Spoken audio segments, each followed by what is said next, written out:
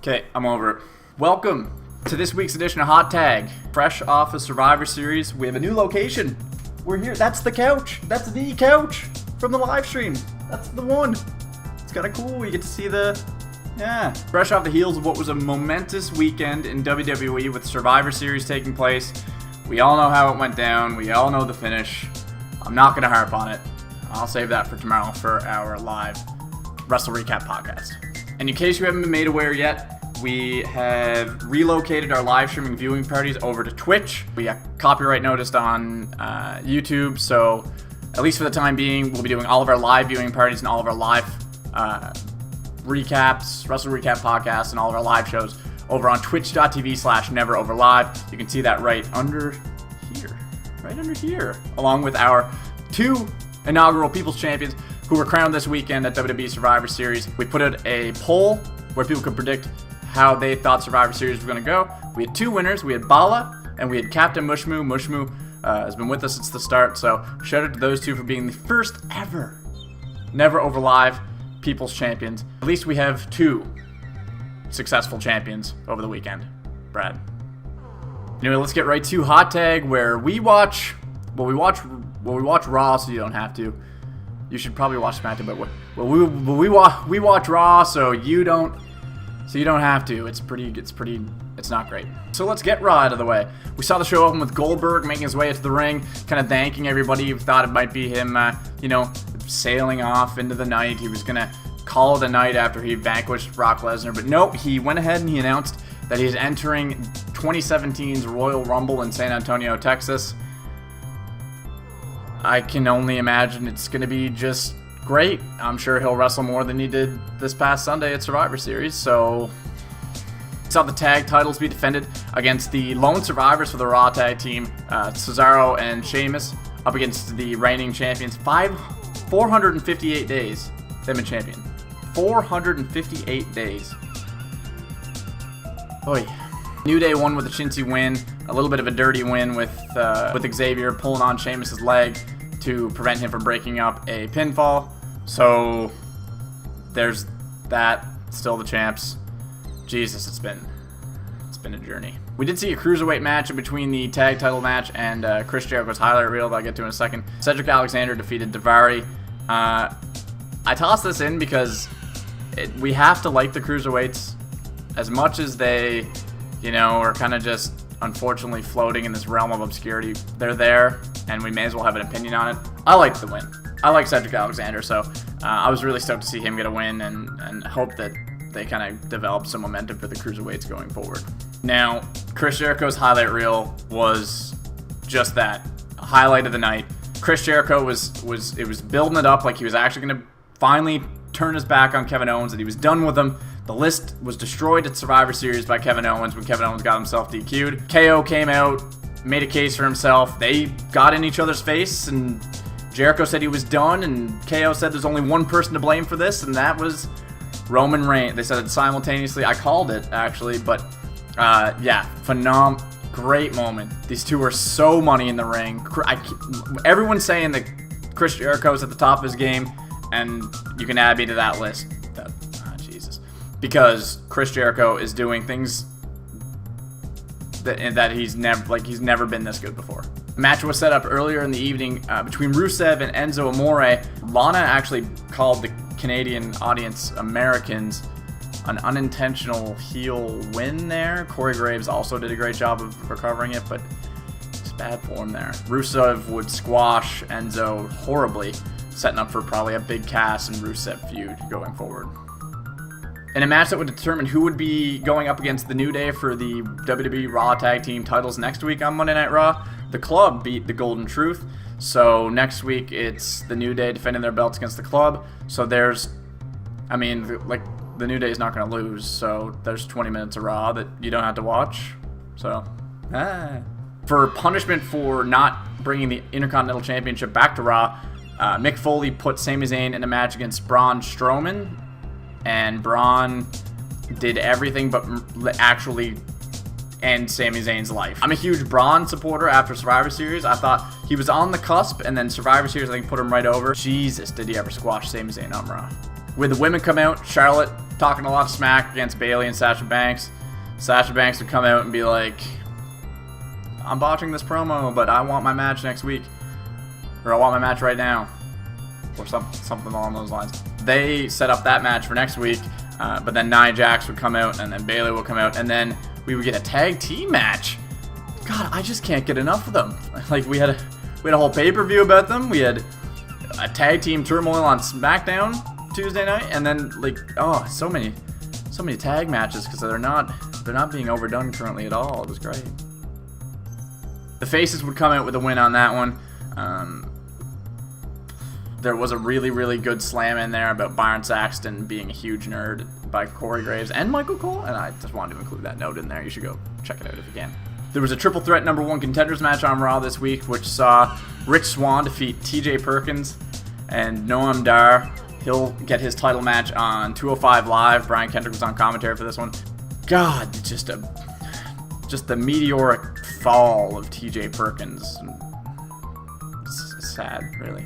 And in the main event, we saw Kevin Owens defeat Seth Rollins in a no disqualification match with Chris Jericho and Roman Reigns banned from ringside. The fight made its way into the crowd, in which a masked Sin Cara in a Shinsuke Nakamura sweater interfered a little bit, and that ended up being Chris Jericho. Almost said Kevin Owens there. KO would end up hitting a pump-up powerbomb on the apron, throwing Seth in the ring, and getting the 1-2-3 to wrap up the show. Moving over to the real A-list show, we saw SmackDown open with Shane McMahon in the ring, and I was just happy to see Shane could walk or was alive, because that spear spot at Survivor Series was just scary. Shane would call out James Ellsworth and offer him a WWE contract for preventing Braun Strowman from re-entering the ring at Survivor Series, eliminating him. He said that James Ellsworth's been bleeding blue since the start, and that he feels that he's earned a WWE contract. And the whole entire time, all I could think was, what did Heath Slater have to do? Shane wouldn't be in too much of a giving mood, though, as he kicked Dean Ambrose out of the arena for costing Team SmackDown, almost costing Team SmackDown the win by betraying AJ Styles and doing a little Poppy Shield reunion there at Survivor Series. Oh my god, it's like 2013. Oh man. A match putting the Intercontinental title on the line, with The Miz defending it against Kalisto, a match made by Daniel Bryan, go figure. And it would see The Miz successfully defend his Intercontinental Championship when Baron Corbin would get involved against Kalisto? Haven't seen that happening yet. Dolph Ziggler would then come out and super kick The Miz up on the ramp, and I'm not even mad at that. I can see another match like that. Daniel Bryan then made a match for TLC where The Miz is going to defend his Intercontinental Championship against Dolph Ziggler, and then he said that that's going to be the last time they face each other for a while. I'm alright with seeing it once more. I could see it twice more, but I'm not mad at them doing it again. It's just going to be a great match. We then had tag team turmoil to determine the number 1 contenders for the SmackDown Tag Team Championships. The match started off with Hype Bros and the Ascension, and I think what I'm going to do for this one is I'm going to rhyme off the teams, the elimination. I'm going to do a facial expression to let you know how I felt about that. Start off with the Hype Bros and the Ascension in the ring, and the Hype Bros defeated the Ascension. Breezango would defeat the Hype Bros. American Alpha would then come out and defeat Breezango.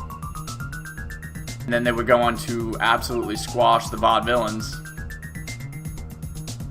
And then the actual match that everybody pretty much expected to see at Tag Team Turmoil was the Usos and American Alpha, with American Alpha finally getting a win over the Usos.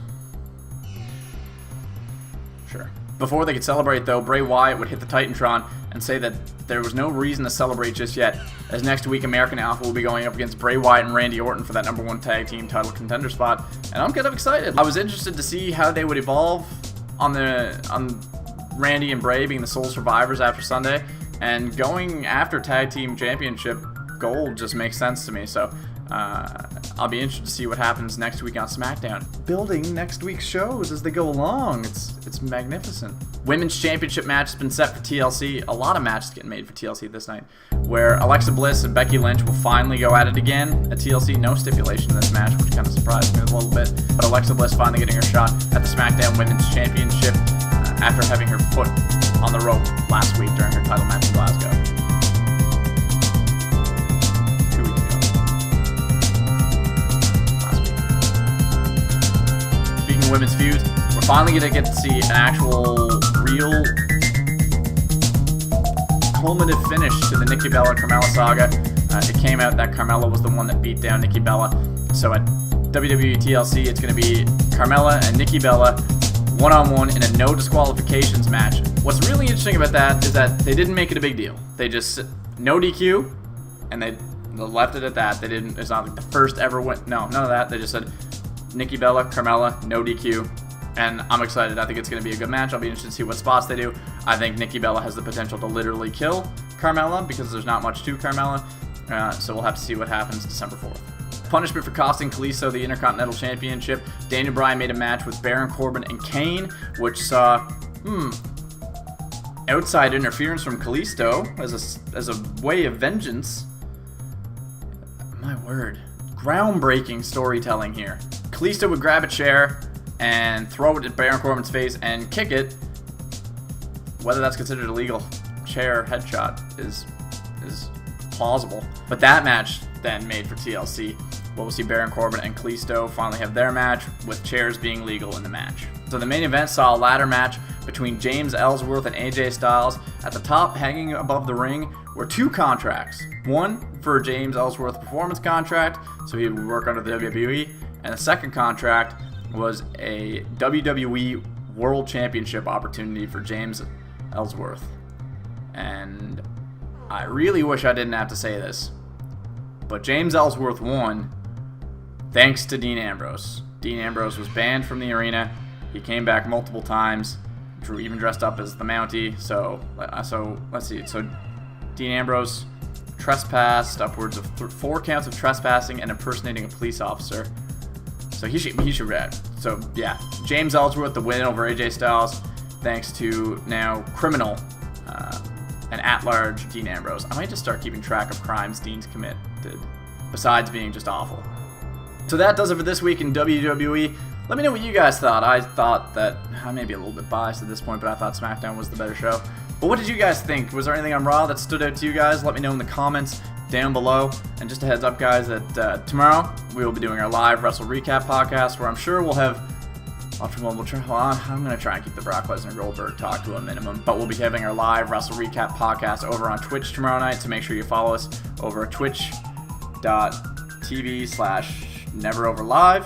Next week, we'll have Hot Tag and our Wrestle Recap TLC predictions podcast as well, because TLC is just 10 short days away. It's a quick turnaround. It's 2 weeks between Survivor Series and TLC, and then 2 weeks between TLC and Roadblock. So they're banging them out coming on the end of the new year. And then I think they're taking a break up until the Royal Rumble, so that should be half decent. And don't forget, guys, that 10 days from tonight, next Sunday, not this coming Sunday, but the next one, December 4th, is WWE TLC. Join us for our live viewing party over on twitch.tv/neveroverlive. Everything's going to stay exactly the same. Content here, live streams over there, pre-show starting at 7 p.m. Eastern. Really looking forward to TLC. But thanks again for joining us, guys. We'll see you next time.